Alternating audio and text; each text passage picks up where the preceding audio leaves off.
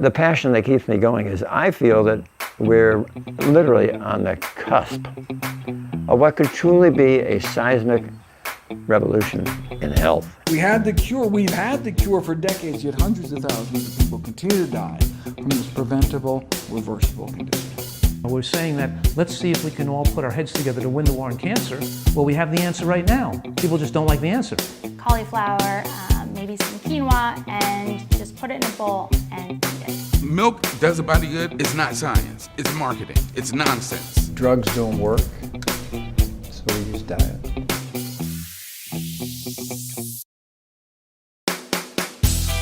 You don't have to have heart attacks. You don't have to have strokes. You don't have to get demented. And you don't have to get cancer.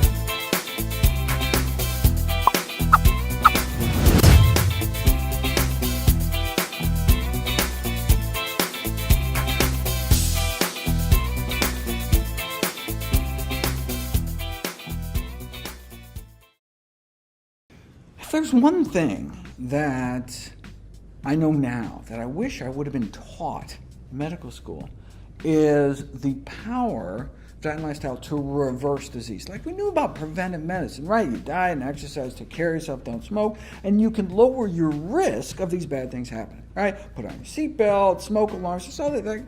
But what we've only recently come to understand is that no, since these are lifestyle diseases, you can actually treat these diseases with lifestyle, without pills and procedures, right?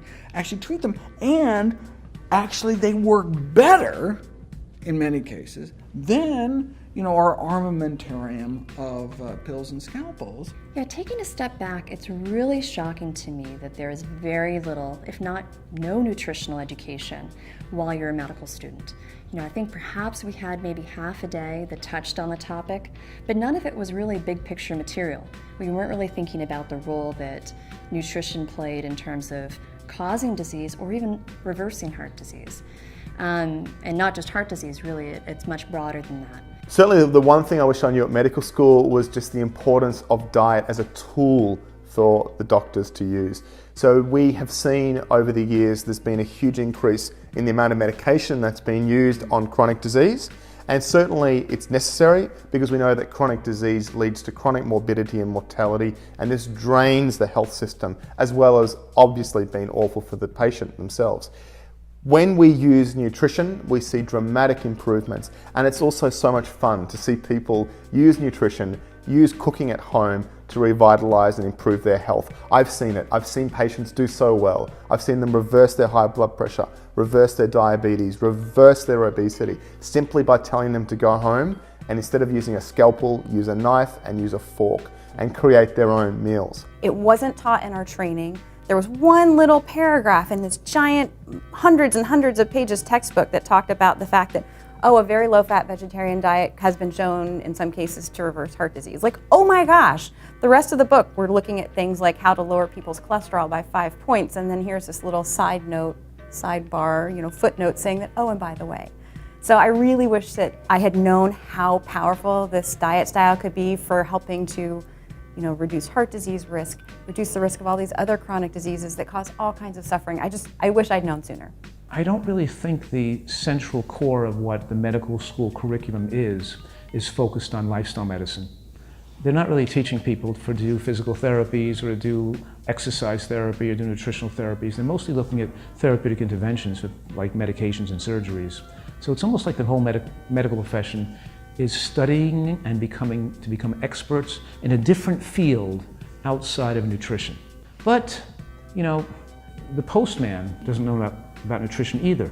Your lawyer doesn't know a lot about nutrition. The school teachers don't know a lot about nutrition. The person driving your car doesn't know a lot about nutrition. What I'm saying here is that I'm suggesting that nutrition should be taught in grade school, in high schools, in colleges, in medical, not just in medical schools. It should be common knowledge across, because it's the most important information that people need to control their health and their destiny. When I went to medical school, at the very beginning, I wasn't vegetarian or vegan at all. I didn't realize the importance of it. And I was a good student and I worked hard, but I didn't realize the power that plant-based eating would have.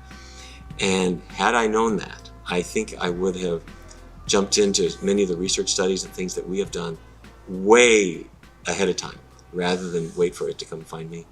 So the one thing I would have liked to have known at medical school, and that I hope that every medical student learns through their journey in medical school, is that it is possible to prevent and reverse some of our biggest killers through lifestyle choices, particularly a whole food plant-based diet. When people eat a lot of animal products, particularly meat-based protein, your arteries are more likely to get clogged, your arteries are more likely to constrict, the arteries are more likely to get clogged up with plaque and other things.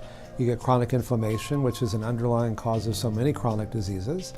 Your risk of premature death from pretty much everything goes up correspondingly. And yet when you go on a plant-based diet, you're really getting a double benefit, because not only are you not eating the things that are disease promoting, but you're getting literally hundreds of thousands of other substances that are protective. When I decided to study nutrition science, I was still eating a mostly vegetarian but a little bit of a meat diet, but I knew because of the ethics and the environmental impact, I want to adopt a whole food plant-based diet. But many people are telling me, or were telling me back then, you won't get enough protein, not enough calcium, it's not healthy, you're missing out on some nutrients, and that was the reason back then why I studied nutrition science. And within the first 2 or 3 years of my bachelor studies, I realized that there's no basis for concern. Of course, you want to make sure you get your nutrients, but it's possible definitely, and it can be beneficial. But most of the important knowledge that I gained, I did not gain during my bachelor or my master. So I learned a lot of biochemistry, a lot of nutrition science, but the up-to-date information, the studies within the last 5 or 10 years, I acquired from experts around the world on congresses like the VEGANISM or the Real Truth About Health conference, or all the books and studies I read. And I think one big problem is, and I think we cannot blame the universities for that, I think it's hard for such a big entity to stay up to date with the huge amount of science that is released every single day even. So people should not just depend on their bachelor degree or their master's degree or their doctor. They should do their research in the most unbiased way they could. So I wish I learned more about the plant-based diet, of course, and all the pioneers in the field of lifestyle medicine, but we have never heard about an ORNISH, ESSELSTYN, CAMPBELL, Barnard, etc. We were taught so much about anatomy and physiology, cellular biology, pharmacology, medical subspecialties, communication skills, consult skills. There was just so much to cover. But we never talked about prevention. We were told that we had to encourage people to have a diet that was healthy and a lifestyle that was healthy, get them exercising, but there was really no how, and there was no what. And I think, Bishop Desmond Tutu said that at some point you've got to stop just pulling people out of the river when they fall in. You've got to go upstream and figure out why they fell in the first place. And I think that medical education really needs to do that. I think things are changing, but it's a slow process. We spend more money in this country than any other country in the world on healthcare, and we don't have better outcomes. So somebody has to stop and say, what is going on here? We spend more money on healthcare than any other country in the world. We represent 5% of the world's population, but take 75% of the prescription drugs, and yet we have one of the shortest longevity of any of the civilized countries. If I was in charge of medical school education, the nutritional component would be front and center. I think that on their very first lecture that they receive as med students would focus on a whole food plant-based lifestyle as potentially or very likely the most powerful modality that they will have in their toolkit for helping patients to heal from whatever chronic illnesses they have, or better yet, prevent chronic illnesses from developing in the first place. So if you follow me on social media, you know that this is a big push button issue for me. I feel really strongly about medical education and how much we don't learn about nutrition. In the United States, the average medical student has only 19 hours of nutrition education over 4 years. And as a US trained MD, that was barely what I got. And in those 19 hours of nutrition education, most of our education was focused on things that weren't really applicable to the real world. We never learned about plant-based diet. I don't even know if we learned about Mediterranean diet. I pretty much remember learning about scurvy and rickets and things that we actually don't treat on a day-to-day basis. But the truth is nutrition's so important. It's the, basis of so much of the chronic disease that we see every single day in the hospital. In my internal medicine residency training for all 3 years and for the 80 hours a week that I worked, we had zero nutrition education. And as a cardiology fellow, Before I graduate, I have to complete 100 catheterizations, but 0 hours of nutrition training. And I'm treating heart disease on a daily basis. So this is really important to me. I think this is something that needs to be addressed on a national level.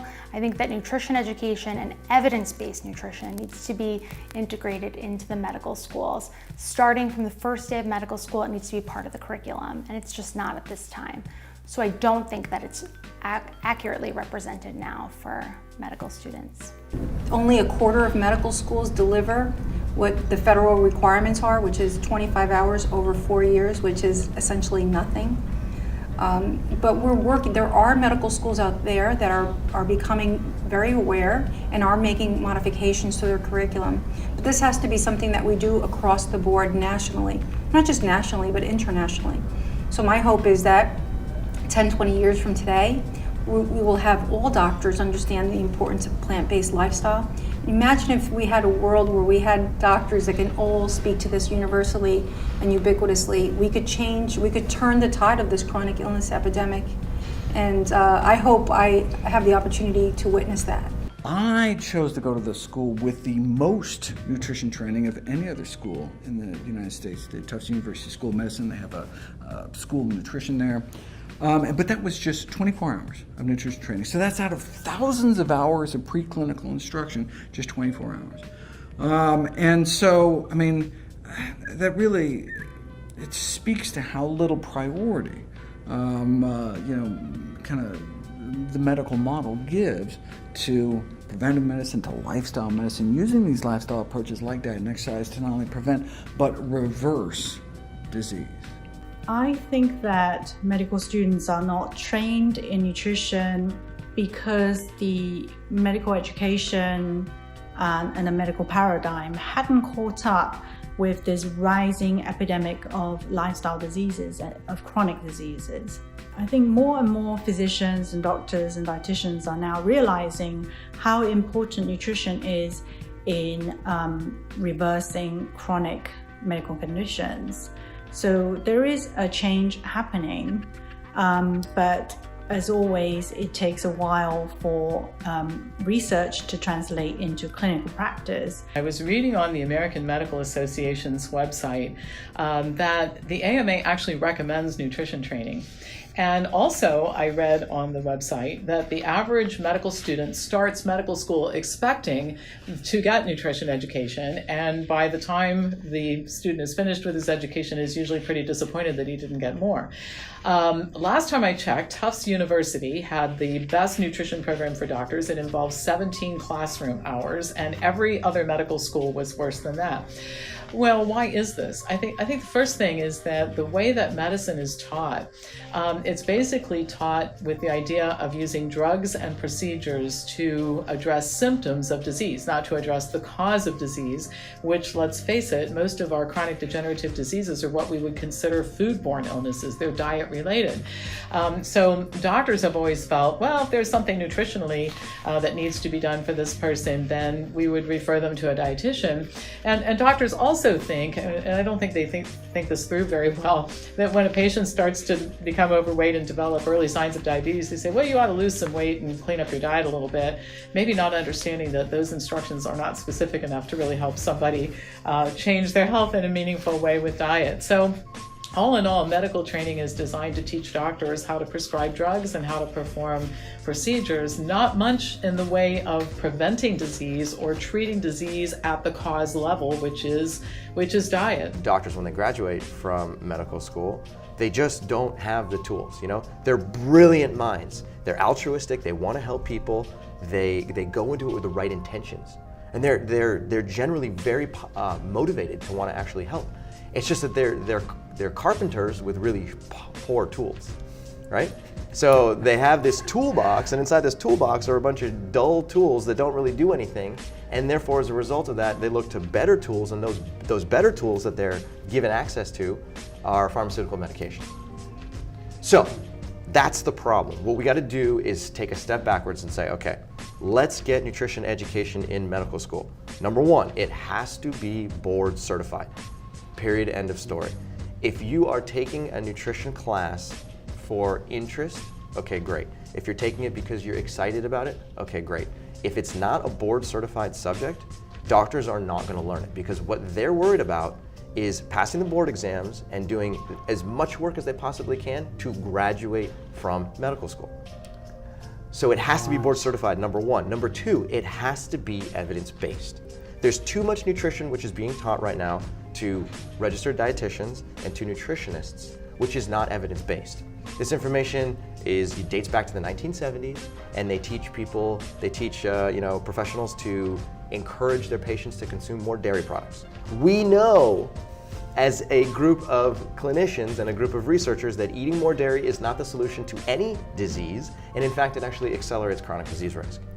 Number two, without an evidence-based education, it's like shooting in the dark, right?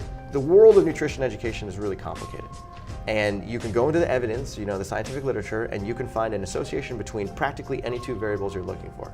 But just because you find an article that says that you eating more mayonnaise can reduce your diabetes risk does not make it true. So it's very important that clinicians are taught how to sift through the evidence-based research, and then they're presented with evidence-based research that actually makes sense. And if and only if that happens and it becomes a board certified subject, then we're actually going to progress as a society. Not a single medical school in the United States is really teaching nutrition. A few are offering some lectures, if you will, but it's not the kind of nutrition that I believe is the real nutrition. So doctors or medical students, if you will, are not being trained in this subject. That's one point. The second point is, of the 130 or so medical specialties, that's the mechanism for supporting reimbursement. Not one is called the Institute of Nutrition.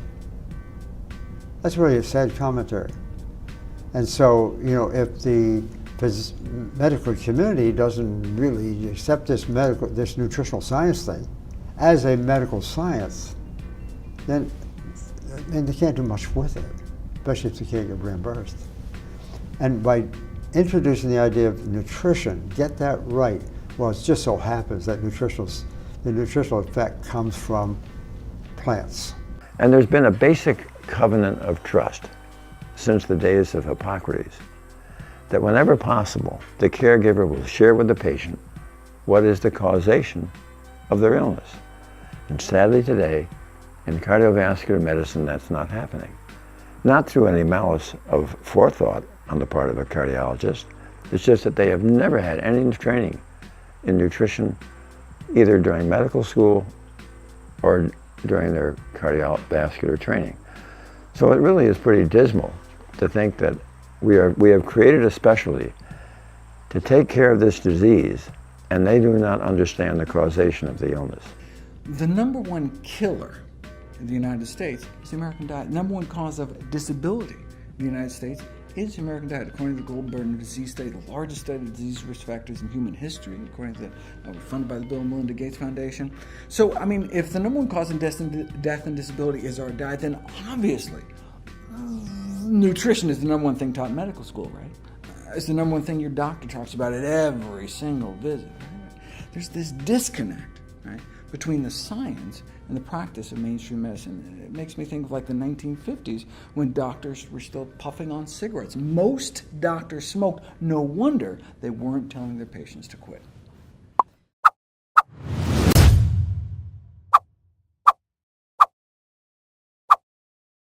Hi, this is Klaus, and I want to say a big thank you for watching Plant-Based News. It's people like you who mean we can continue to create films, campaigns, and up-to-the-minute plant-based news. I wanted to let you know about PBN Insiders, a subscription-based platform where you can receive exclusive perks and content not available to the general public. If you become a PBN Insider, you'll automatically be entered into a drawing for the chance to win a nutrition course worth over $1,200. This is the eCornell plant-based nutrition course headed up by pioneer Dr. T. Colin Campbell, and you can do it from anywhere in the world because it's over the internet. In addition, PBN Insiders get access to a whole array of unique content, including bonus interview segments, behind-the-scenes PBN footage, cooking videos, vegan diet guides, and much, much more. I'll put the link down below, but some of my favorite segments include a video featuring 15 of the leading plant-based doctors where they go over their favorite recipes, an exclusive interview of Ed Winters, otherwise known as Earthling Ed, about his journey to becoming the activist that he is today. Some behind the scenes full-length interviews from our end of year documentary Vegan 2018. And there's tons of other interviews, including exclusive segments from, for example, Beyonce's nutritionist Marco Borges, as well as others including Dr. Milton Mills, Dr. Laurie Menino, Dr. Salish Rao, Just and former Hampton Creek CEO Josh Tetrick, Dr. Joel Furman, UK grime artist JME, and Dr. Will Tuttle. A lot of people have also enjoyed the What I Eat in a Day video from Prince Khaled and the Meal Inspiration video guide and the supporting PDF guide from leading fitness models, as well as the cooking segments from world-leading plant-based chefs. You also get to access the library of conference presentations, including Dr. Anthony Hadge's 40-minute talk about the power of plant-based nutrition, a private plant-based news event, and much, much more.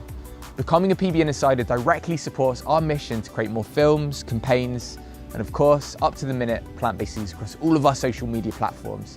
If you've got any questions about PBN Insiders or anything related to the platform, please feel free to email me at klaus@plantbasednews.org, and hopefully see you on the inside.